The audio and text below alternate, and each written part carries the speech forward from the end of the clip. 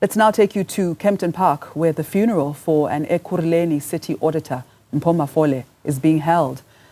Mafole was killed by unknown assailants, and Nqobile Madlala is there for us. A very somber morning. Nqobile, how is the family, and what do we know about this case so far? Well, a very somber moment indeed. This morning it's just been very difficult for the family. Remember, they're still coming to terms with the passing of the late Mpho Mafole. He was just 47 years old, and he had just spent 3 months in the municipality of Ekurhuleni when his passing came about. We understand that the police found his vehicle having been shot at, the family going as far as saying about 8 bullets got to him and 1 to the head. So very graphic, very difficult for those that love him to have to accept what has taken place here. And I want to show you just behind me.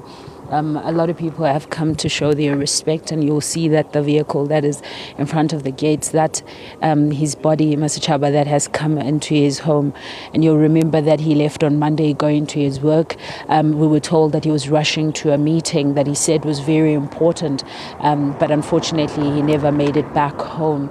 Making it back in this position now has been difficult to accept for the family, which is why they've asked for the form of justice that will require that those that are responsible for the passing, that have killed him, that they are brought to justice. A lot of people, neighbors, families, people he grew up with, people he mattered to, and you'll see there right in front of us, the uncle, all here at this very point.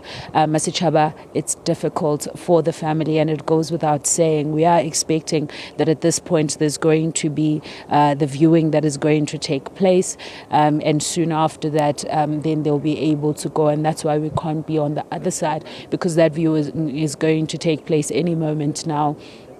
And we're sort of giving the family time for them to be able to show their respect.